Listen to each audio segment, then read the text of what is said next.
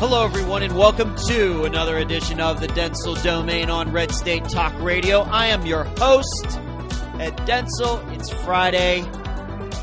It's a beautiful day here in, yes, you know it, I'm at my remote location in Largo, Florida.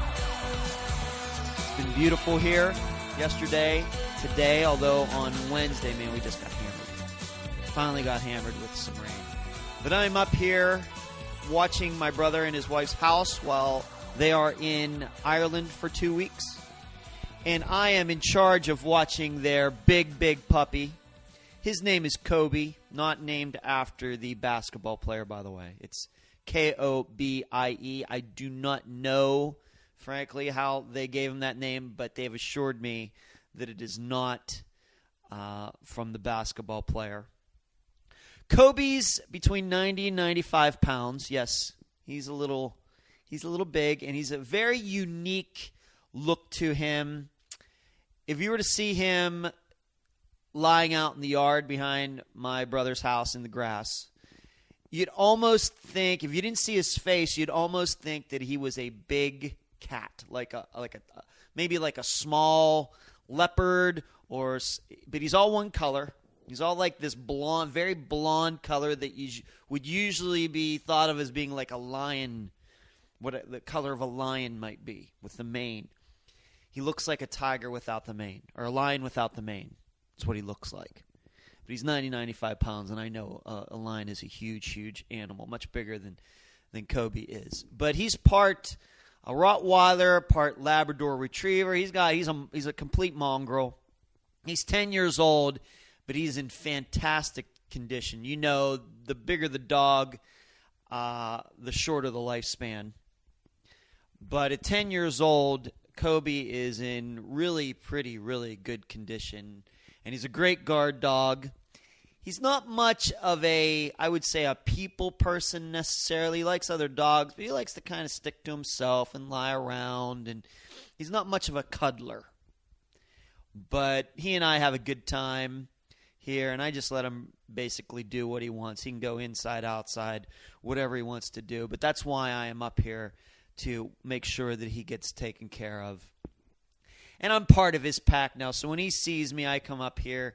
He treats me as one of his own. I'm not a stranger to him by any means. So as I'm doing this show, he's lying on his side on the carpet there, kind of falling asleep. So Kobe, he's a funny dog. I had a dog growing up. Got him when I was in 8th grade. And so that would have been like 1984, 85. And we had to put the Fredster to sleep in 1995. He was a miniature dachshund, a purebred dachshund. His name was Fred. And he is obviously still my number one favorite dog of all time. Although I love animals.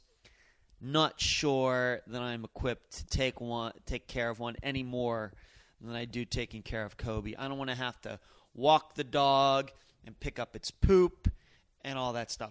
I just don't want to have to deal with it. And take it to the vet and pay for vet bills. I'm just not into that. But I will treat animals with respect. So let's get to the show. You know what's been interesting for me probably the last couple weeks? I've told you, although I haven't mentioned it recently, that I am part of a trivia team. We get together. It used to be every Tuesday night. But now it's every Thursday night at Fat Cat Tavern, which is in Largo, Florida, actually not far from where I am at this house right now. And I have a trivia team that has done very well. Very smart group of people, very good at trivia. And it's made up of me, my brother, his wife, and some mostly teachers that my sister-in-law used to work with. She's retired now, but who she used to work with.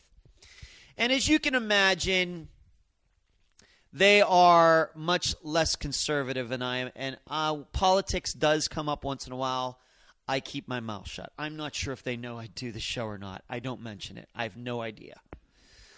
But what's been interesting to me the last couple weeks is the kind of, it hasn't been any long, deep conversation at all.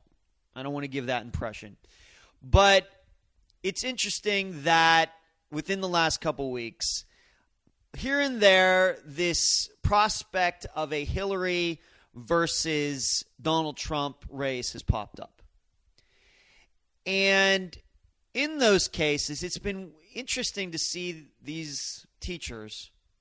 And like I said, I'm going to say this for the record. They are good people, and I genuinely like them. Okay, I genuinely like them, even though I think their politics is wrong.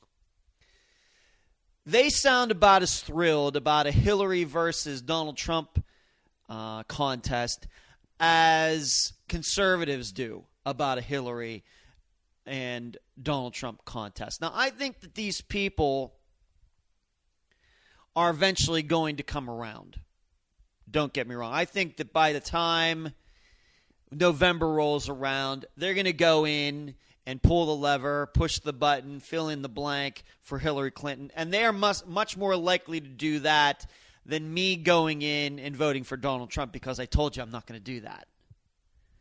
I think that there's a decent chance that these people will do that. Are they Bernie Sanders fans? Probably. Have not gotten into that conversation with them. Really, I don't want to have that conversation with them because, once again, politics, religion, don't want to talk about it in public, especially in a venue, at least the way I look at it, where we are there to have fun. We are a great team. We've won a lot of titles there. We enjoy each other's company. We enjoy kicking every other team's butt.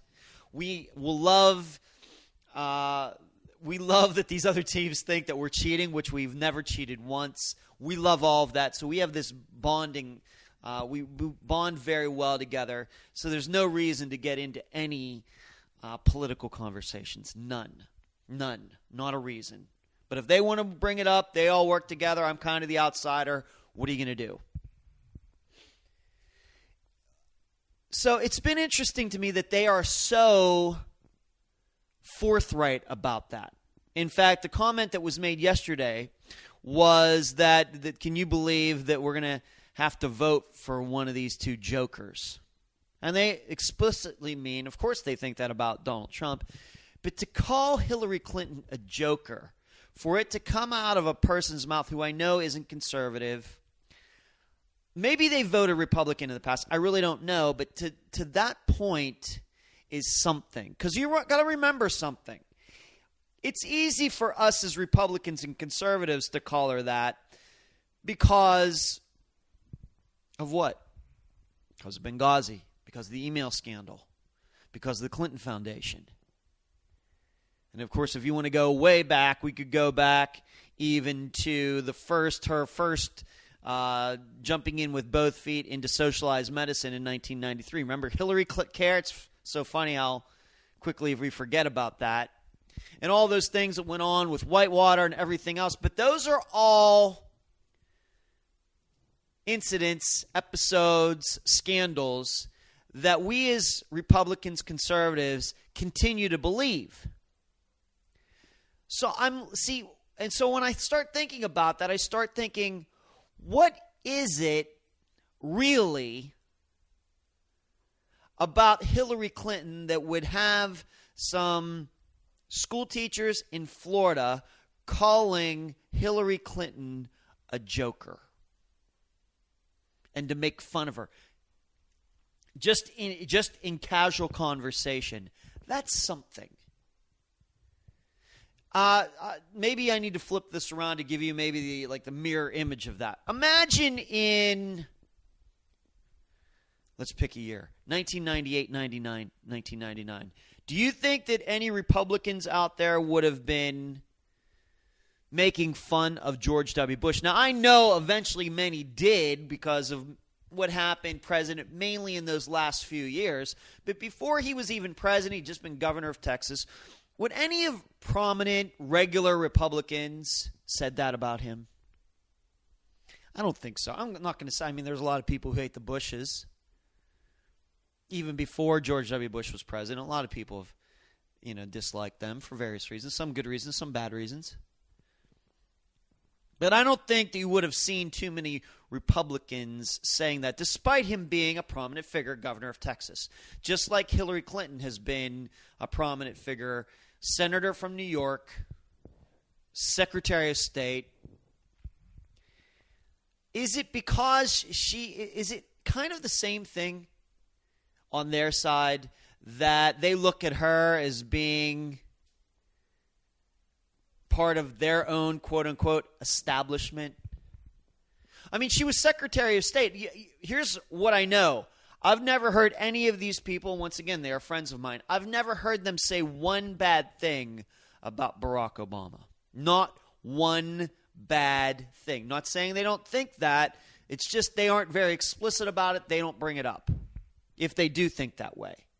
On the other hand, I'm going to admit that I haven't ever heard them say anything glowing about him either.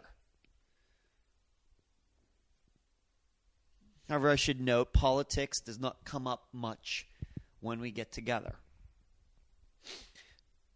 So, Barack Obama, I guess he's still popular in their eyes. He picked her, and still they feel comfortable in calling her a joker. And I think that the reason that even that word even came up last night was there was some sort of meme going around, and I think that one of them was showing on his phone, was showing another one about, can you believe that we have to vote for one of these two jokers? It was like a picture or something like that. I just heard the person read it. I did not see what the picture was. But you know what a meme is. Somebody's famous picture. Maybe it was a picture of Heath Ledger, the Joker from the Dark Knight movie, and can you believe we have to vote for one of these two jokers? I don't know. So it just caught my ear. Didn't say a thing when it popped up, although I will admit that when there was just a point made about Donald Trump or something, and I certainly chimed in with, yeah, he's not going to get my vote. All I said. That's the extent of what I said. So I guess, as a friend of mine emailed me a couple days ago, that this is going to be the biggest hold your nose and vote election in recent memory. And that's why I think that the voting is going to be down on both sides. I mean, if these people were calling Hillary a joker all this time out, like I said, I think they're going to end up voting for her anyway.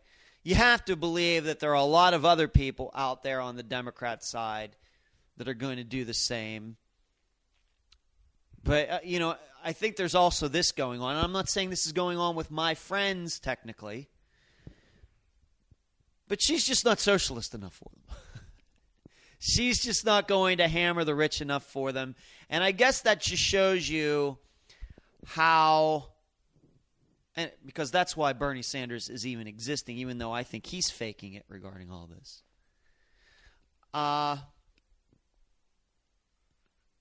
Maybe she's just not enough to the left for them.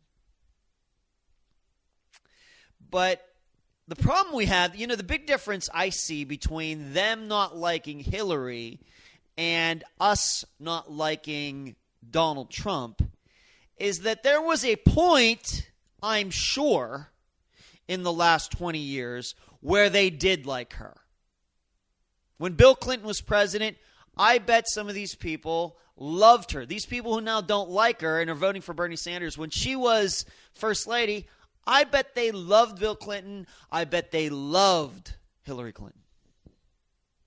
And when she became Senator of New York, I bet they loved Hillary Clinton. And when she ran against Barack Obama, maybe that split their allegiances here and there. I can understand that. But then she got picked as Secretary of State, and she chose to take the job, which I, to this day, thought was a mistake on her part. And I'm sure that they thought Barack Obama doing that was a smart thing to do. But now, in 2016, some of those people call her a joker. But once again, it's not because of Benghazi, because they don't believe in that. They don't believe anything went wrong. It's not the email controversy, because they don't believe she did anything wrong there either. It's not the Clinton Foundation, because they don't think that she did anything wrong there either. Double, squared, quadrupled. So you're left wondering, what is it about it that they don't like? And you can only go back to, once again, I said maybe it just is that she's just not as socialist as Bernie Sanders. Because it can't be, let's put it this way, it can't be that she's too much an insider. Bernie Sanders has been a politician longer than Hillary Clinton has been. She was in the White House, but let's get to the technical definition of politician: getting elected to an office or being selected by a politician to take a particular office, for example, Secretary of State. Bernie Sanders is the one that's been in Washington, D.C. and had power a lot longer than Hillary Clinton has. That's what I guess makes everything on the left seem so funny, that they've convinced themselves that Bernie Sanders is an outsider, whereas he's been a politician for his whole life. So there's that. So that's the difference. Whereas in Donald Trump's case, I get the feeling that, and I put myself in the category, I've never liked him. He could have never run for office for any party, and I still wouldn't have liked him for the rest of my life. He lives to be 100. I live as long as he does. I'd still never like him. Never liked him. I think he's a bad guy. So that's how the difference is. These people who now are calling Hillary a joker, in contrast to the people who are calling Donald Trump a joker, were any of these people who are now making fun of Donald Trump, were they ever a fan of his? Really thought he was this smart, intelligent, well-spoken, courteous, modest guy? Does anybody on the Republican side who now dislikes him, did they ever have the opposite feeling about him? I don't think so. This is all fascinating to me. This is fascinating how people come up with these ideas and the choices that they make. So once again, as I've told you, I have this show. I do this show 5 hours a week. It's only me. I don't do interviews. I don't have guest hosts. I don't play clips from interviews or anything. It's all me just talking. But outside of here, I don't talk a lot. Among people, when I go to disc golf tournaments, when I go to trivia, I'm mostly a listener. Truthfully. And this is just the things that I hear, and I pass them on to you. And without mentioning any names or anything like that. Obviously, I can talk, but you learn so much more when you listen and when your mouth is shut. And I wish more people remembered that. It's maybe one of the reasons that Donald Trump is such a stupid guy. I'm sure in any room that he's in, he's the one doing the talking. But now that I mentioned choices, there's something that I want to give you all, because this is going to be something that's going to continue to come up from now. If Trump does get the nomination, if something weird doesn't happen, until November. And then we'll figure it out afterwards. But from now to then, you know that you're going to have conversations with your friends, with your family, maybe your girlfriend, your husband, your wife, whoever. And you're going to tell that person, you know what? I'm a never Trump person. I can't vote. I can't vote for this guy. I'm going to either sit out the presidential race and just vote for all the congressmen, senator, whatever other politicians are running. I'll figure them out. But I'm not voting for president. And the response you're going to get from people who you like, who you respect, will be, oh, so then really what you're saying is, that's a vote for Hillary Clinton, right?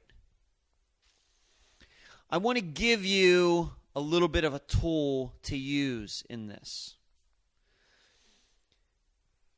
because it's going to be very common, and it's already out there. You can see all the Trump people. Oh, we're finding out who these never Trump people are. They're so bitter. They're so angry. They're such sore losers that they want Hillary Clinton to win. That's how bad they are. And they talk about their principles. Here's what I know, and here's something you have to understand. For those people who are true Trump supporters, it doesn't matter what you're going to say. Unfortunately, there are going to be many people who oppose Donald Trump who are eventually going to vote for him. Nothing I can do about that. Here's what you need to say to that person, though, if they try to guilt you. Don't ever – we both have a choice here. I don't care who you're talking to on this. We both have a choice here. You are choosing to vote for Donald Trump. You're not being forced to do that. You are looking at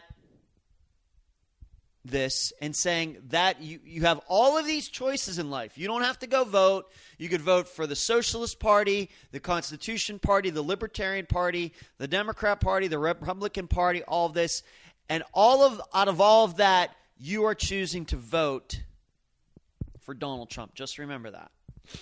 I'm looking at the same amount of facts, and I'm choosing not to vote for him. Or, in fact, I'm choosing probably not to vote for anybody. Now, the reason I know that you are making your choice out of all those choices that you have is because you feel that you're kind of being blackmailed. You're doing something that is you're making a choice, but it's like an anti-choice. It's a choice you don't want to make, but you're doing it anyway. Well, you know what? In your mind, you're forcing yourself. Nobody's forcing yourself to do that. Just remember that. You are doing that by choice. Okay? So don't try to blackmail me into doing something because you are limiting yourself.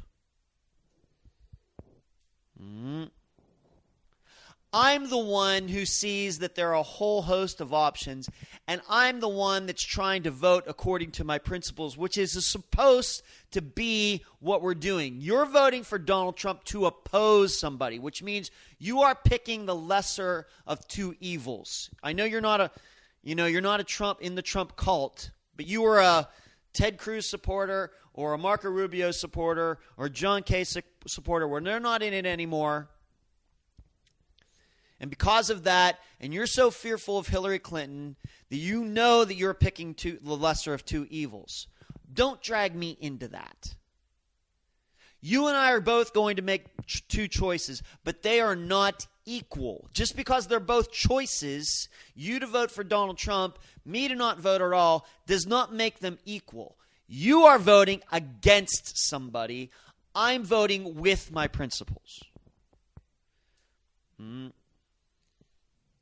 that you think that those two things, that you think that my choice is worse than your choice is weird.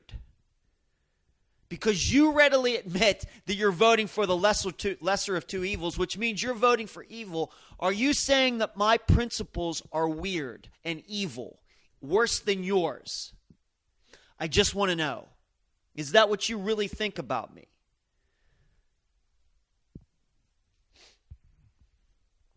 See how I did that?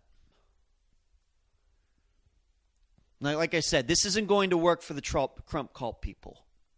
They don't believe he is the lesser of two evils. They believe he is the ultimate good. Nothing you can do about that. Nothing you can do. But those people, as we know, are not a very large percentage, no matter how much of a percentage they got in these primaries.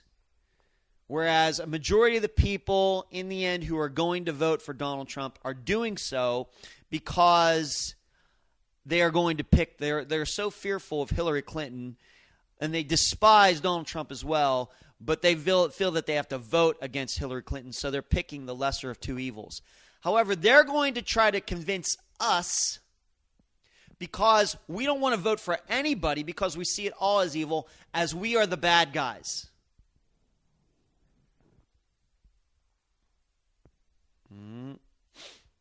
What they really want us to do is to be part of their descent into evil. I don't want to be anything part of it. I don't want to have anything to do with it. You either have principles or you don't. There's nothing in philosophy about morality or anything like that that says that picking of the lesser two evils is the best thing to do, especially when you have the opportunity. This isn't like you either vote for Donald Trump or Hillary Clinton or you're shot at noon. This isn't North Korea where if you speak out against Kim Jong-un, they execute you on the spot. This is not that. There is no kind of blackmailing on that level in the United States when it comes to elections or anything else. But to listen to these people who are going to try to convince you that you need to hold your nose and vote for Donald Trump is along those lines. Also need to mention a couple other things regarding all of this. Another popular ploy they're going to use in saying that Donald Trump is so much better than Hillary Clinton. They're going to bring up, and I already saw it on, for example, Ricochet.com, about Benghazi. And, well, at least Donald Trump didn't get anybody killed. No, but I do know how he looks at people who get captured. I know what his attitude is toward that because what he said about John McCain about 6 months ago, saying he doesn't like people, doesn't like military members who he's not a hero because he got captured. Would Donald Trump also say that those two guys that ran to defend the consulate and end up getting killed, are they not heroes because they got killed?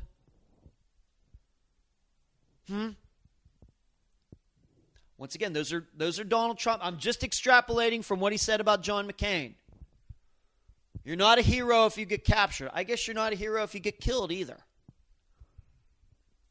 Doing something that you didn't really even need to do. Furthermore, do you think that things would be any different had Donald Trump been Secretary of State in Benghazi? And had that happened, do you think that he would stand up and say that it was his fault? Is there anything in any of his behavior from the day he came on the national scene to now, May 6, 2016, that he would own up to anything? That he would go up as Secretary of State in front of Congress and say, you know what, that was my fault?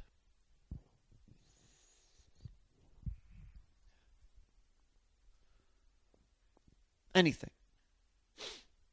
And you may say, well, that wouldn't have happened. Mistakes are going to happen. They happen in every administration. They do. It's the issue of whether you can own up to it or not. Does Donald Trump seem like the type of guy that wants to own up to anything?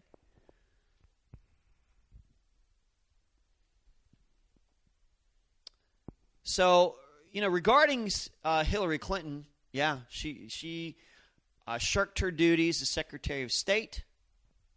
She's been covering it up. She deserves to pay for that. She's not going to.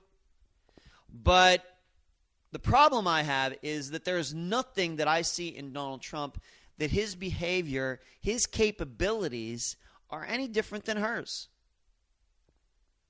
Nothing. Nothing. So you need to remember that as well. And because, even with all the scandals that he has, Donald Trump has as many private scandals as Hillary Clinton does government scandals. If we're just talking about money and be associated with the wrong people, Donald Trump has as many instances of that as the Clintons do.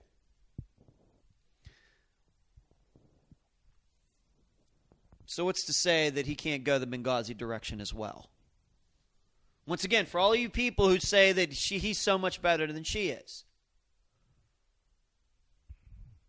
Those are what the facts are. You can like them. You can disregard them. But you know what you're getting into. But don't try to equate my choice of principle with your choice of blackmail, of blackmailing yourself into doing this. I'm not going to blackmail myself. I'm going to try to equate my vote with what the direction that I think the country should go. And if that means I don't vote, that's a vote of principle. I know what my principles are. Your principles are blackmailing yourself and picking evil anyway. But I got to go to the break. You've been listening to the Dentzel Domain on Red State Talk Radio. The voice of American conservatism. WRS Digital, Red State Talk Radio. And we are back at the Dentzel Domain on Red State Talk Radio. I'm going to continue to talk about the choices that we all have. And I'm going to, in a little bit, bring in another issue that's kind of outside of politics, but I think is very relevant to what we have seen going on with people who support Donald Trump. There is also another line that should be noted that can be used against these people who are going to try to blackmail you and guilt you into voting for Donald Trump.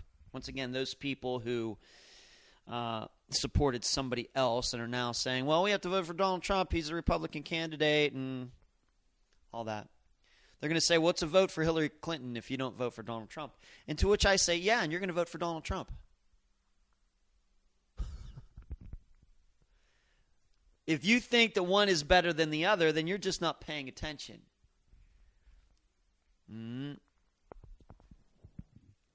Because you know what? If I tell that to a Democrat and I tell them that I'm not voting for either party, they're going to tell me that I'm voting for Donald Trump.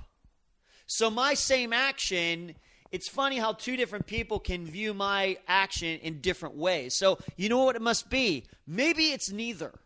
If I go to my friends at Trivia and say, you know what, guys, I'm not voting for anybody for president this time. And I'm sure one of them say, well, you know, that's a vote for Donald Trump, right? Because I know that they're eventually going to be Hillary Clinton supporters, no matter if they think she's a joker or not. So they think that me not voting for president is a vote for Donald Trump. People on the Republican side think me not voting for Donald Trump is a vote for Hillary Clinton. Well, they both can't be right. They both can't be right, but they can surely both be wrong. And if they surely can both be wrong, then there's a good possibility that that may just be true. Because they both can't be right. Me not voting is really a vote for neither one of them.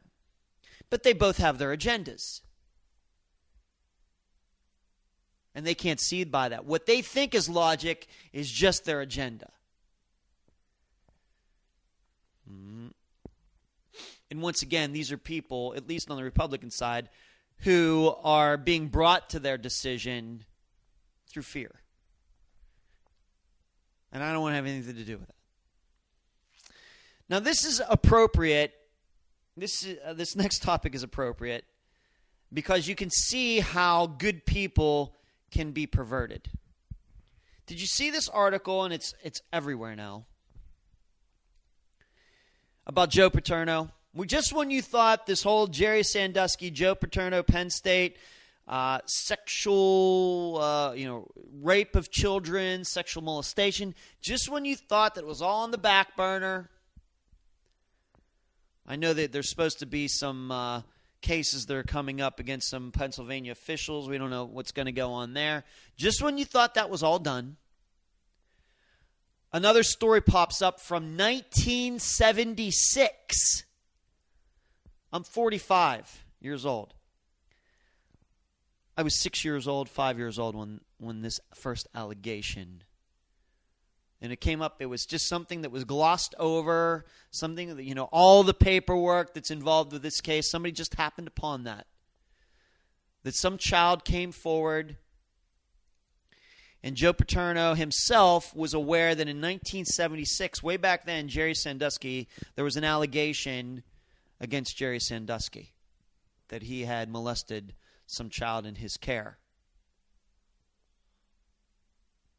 At some point, this becomes a pattern. At some point, it becomes true because, to my knowledge, not one other, and I'm sure over his tenure at Penn State, he was there for many, many years, and does he have the most wins in football history, college football history, or he took some wins away or whatever they did?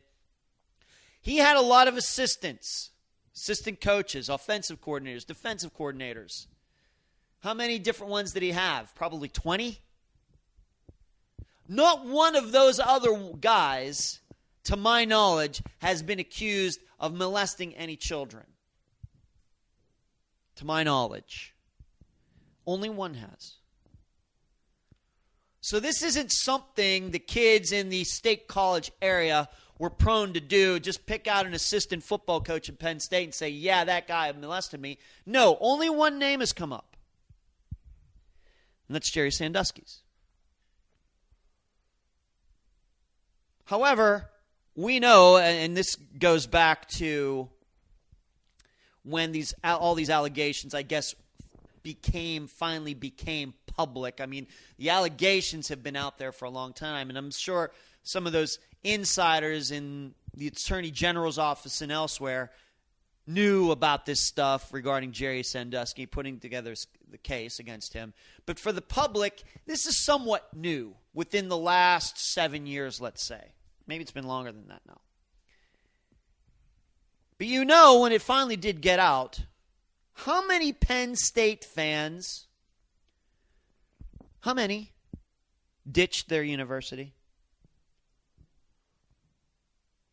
I'm going to say that there were some, but it surely was not a significant amount. Instead, I would say that most Penn State graduates came to the university's defense, came to Joe Paterno's defense, came to Jerry Sandusky's defense, came to the football program's defense, came to the school name's defense, came to the president's defense, on and on and on. Despite it being obvious to all of us out here that, you know what, you got to at least investigate this, right? It's always strange to me when we as the public, we all get the same information. None of us has any insider information on one side or the other, pro or con. And a group of people make one decision and another group makes the opposite decision. An opposite judgment. That's always fascinating to me because information is fascinating to me. When you don't know something and you're given information, what causes you to believe it or not believe it? It's always been interesting to me. Because usually it's a sign of bias. It's a good way to get into real people's opinions about how they look at the world. And we've seen what's happened in Penn State's case, is that most Penn State graduates have completely dismissed all of the allegations out of hand. Said they're all rumors, they're all lies, it's just a cash grab, Joe Paterno did nothing. I mean, a complete whitewash. Complete. In so many ways, this reminds me of followers of Donald Trump.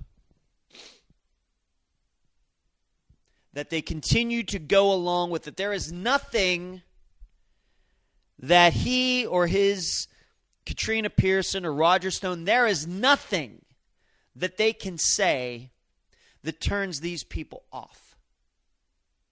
Just like there is not enough children who are now young men and men who can come forward and say that they were molested by Jerry Sandusky to change any of these Penn State graduates, Penn State supporters' minds. And dare I say it, it's worse in the Penn State thing than it is with Donald Trump. Because in Donald Trump's case, I don't think any kids have been raped. I don't think anything's gone on like that inside the Donald Trump candidacy, his campaign. But this is how people get wrapped up in all this stuff. So much that they can't see straight. To the point where a guy running for president can be a 9/11 truther. See, I want to quote this with an article, or a post, I should say, at ricochet.com by a guy or a woman, I don't know, who calls himself, herself, Red Fish, Blue Fish. And it's a somewhat of a defense. It's an attempted defense of Donald Trump people and why all of these people have made decisions and the votes that they have over the last 8 months. It's funny to me. See, this would be like, for example, if we were to do the history of Joe Paterno now, his football history. If you're going to do a fair history of him, you're going to talk about all his football accolades. What he did at Penn State, made it a national powerhouse, national championships, all those wins. You have to talk about that. But you have to also, if you're going to be fair, talk about those allegations that happened late in his tenure. Whether you believe them or not, they have to be mentioned. You don't have to say that he's absolutely guilty or anything else, but it has to be mentioned. And see, the problem that I have with Trump supporters, and in particular this guy who goes on and on about how, well, Trump people, these voters, they're looking for something new. They're looking for a different way that policy is going to be determined. Because, the Post is 5, 6, 7 paragraphs. So I'm going to say 800 words, something like that. Trying to, and I'm sure in this writer's mind, cover all the bases. Not once is it mentioned about how he claims that Ted Cruz is, talking about how great Donald Trump is and how he's, to use a phrase, overturning the apple cart, a horrible cliche, analogy, simile, metaphor, whatever it is. Never mentions once about him accusing Ted Cruz's dad of being a 9/11 truther. Never once mentions that he called John McCain not a hero, despite him being a hero by anybody's real definition. Never says anything about 9/11 truther and saying that Bush knew the attacks were going to happen and he was responsible for 9/11. Nothing. So this guy makes this whole great argument, leaves out some major points about the character of Donald Trump. Never talks about his character.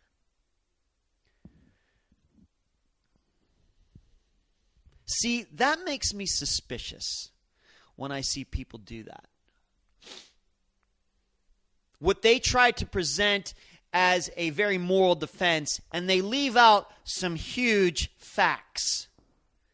You know why they leave them out? Because it undermines everything else. You can't seriously say, in this guy's case, this poster's case, that this guy is going to change policy and it's going to be for the better and people are looking for a change, and then at the same time leave that stuff out.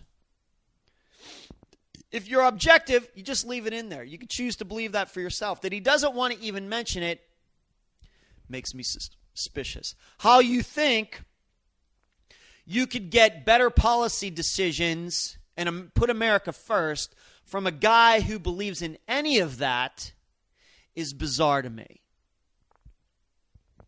The problem I have is that in a reality setting,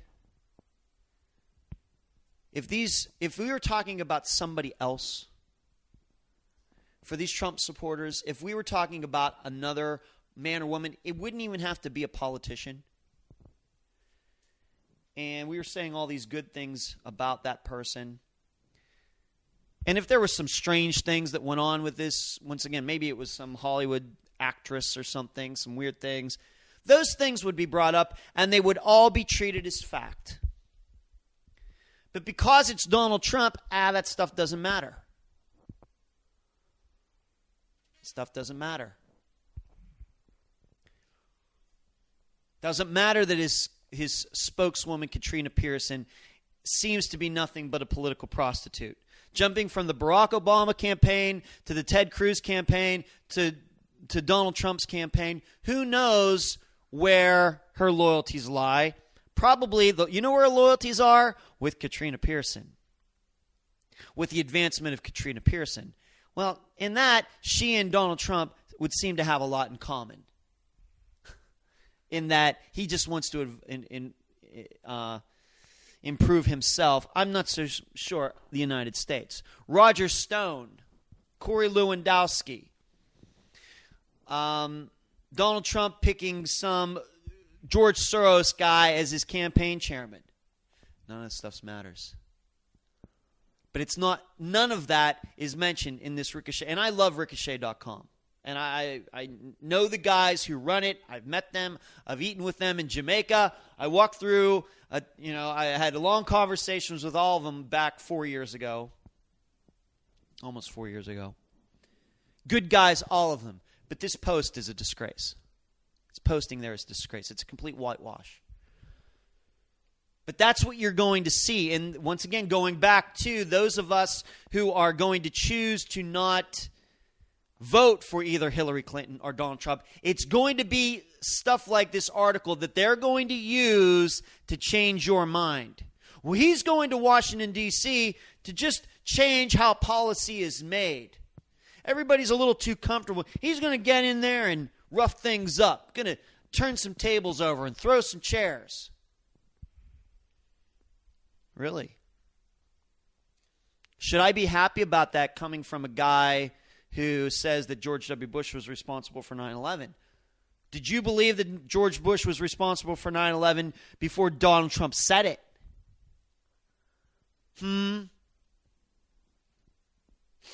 Because another point to this article at Ricochet.com was that it's the conservative intellectuals who have misread the American people. And in that way, because conservative intellectuals are so beholden to their ideology that they live in a straitjacket. See? Now, does that sound like conservatism? See, I don't see my conservatism as being a straitjacket. See, what that sounds to me when somebody says that, you know what it sounds like to me? That sounds to me like Barack Obama when he kind of whispered to Medvedev, the prime minister of Russia, after the election, I'm going to have a lot more flexibility. To this person who wrote this article, I just have to ask them, how far out of our straitjacket would you like us to be? And then I'll think about it. How far out of it? One sleeve out? Both sleeves out? Do we still have to wear it? Do I have to take off all the buckles? Do I have to throw it to the side? I just want to know what you mean that we need to get outside of our straitjacket. Because if I get too far out of my straitjacket, then, well, I'm not really wearing a jacket at all anymore, am I? And I'm just then free to think whatever I want, whether it's liberal, socialist, communist, conservative, libertarian, or anything else. Is that the kind of getting outside of the straitjacket that you mean?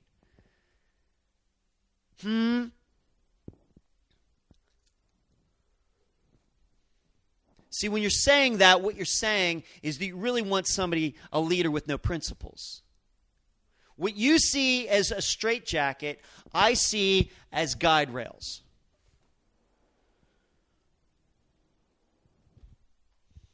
But you see it as a straitjacket because it gets in the way of what you want.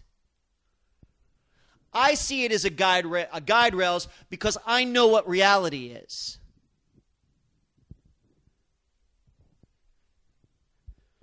But these are the kinds of things they're going to try to say to you. Well, you can't let your conservatism get in the way of voting for a guy that can really change this country. If it's not conservative, he's not going in a conservative direction, which I believe is the direction that goes along with how this world works, then I don't want anything to do with it. Now, you're more than welcome to try to tell me why my ideology is wrong. The problem is you can't do that. So all you can do is make fun of it. And on cue, Kobe barks.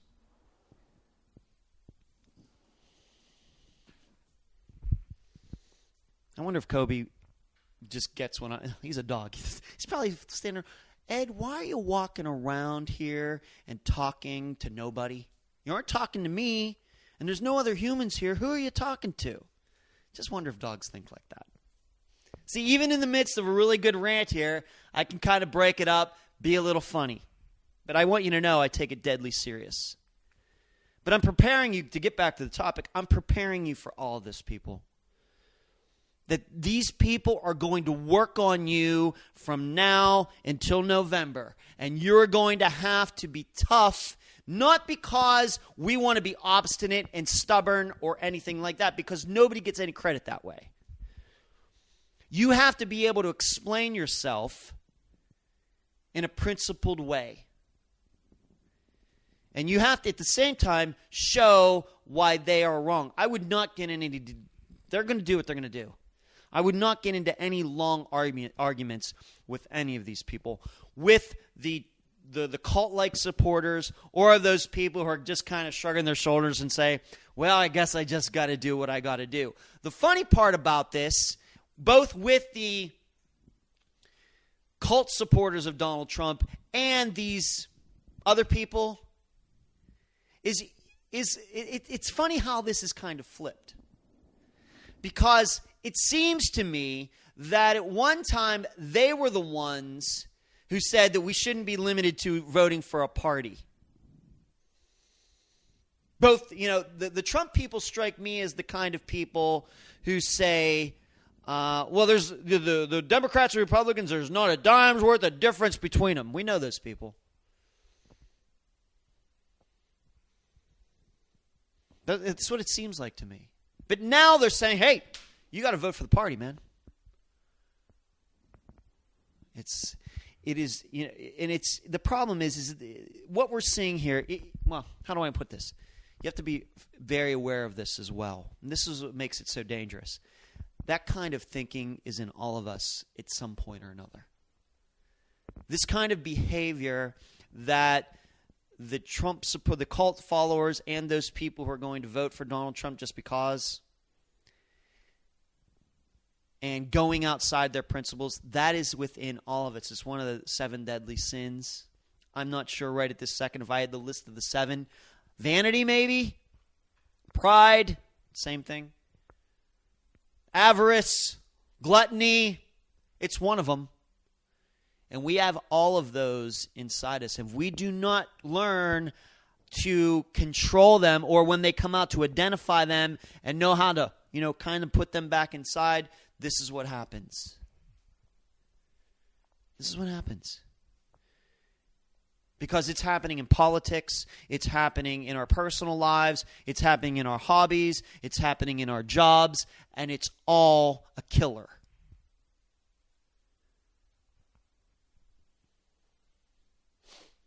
But the main point I want to make is we as Never Trumpers are going to make this choice down the road. The rest of the other people are going to make a choice. But that is where the similarity ends.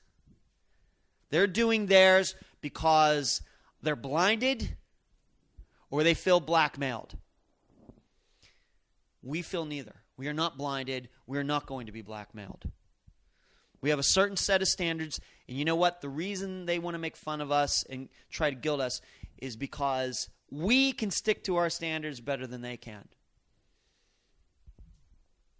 And one other truth, one thing, if I've got a little time here, is we've tried, those of us who have principles, we've tried to play it their way. Holding our nose, voting for John McCain, voting for Mitt Romney, guys who didn't exactly fall into our category of conservative. Well, you know what? We should have just stuck to our principles back then and just held our votes for both these guys. Maybe we wouldn't have had Donald Trump in 2016. Well, this time, we're going to try it our way this time, the principled way. And we'll see how much those people like it. Maybe they may just look at us somewhere down the road and say, you know what? I think we should have gone with them, because we'll always be able to say, you voted for them, not us. I got to go. EdwardDentzel.com is where you can find all of my old Red State Talk Radio shows. Podbean, SoundCloud, Podomatic, YouTube, Facebook, LinkedIn, and all those places. Email me, EdwardDentzel@Reagan.com. Follow me on Twitter, Dentzel Domain. EdwardDentzel.com/book. You can get the first chapter of my next book, The Comebacks. It's been a pleasure talking to you tonight. I hope you all have a beautiful weekend. It was a pleasure talking in front of my audience of one Kobe. You've been listening to the Dentzel Domain on Red State Talk Radio.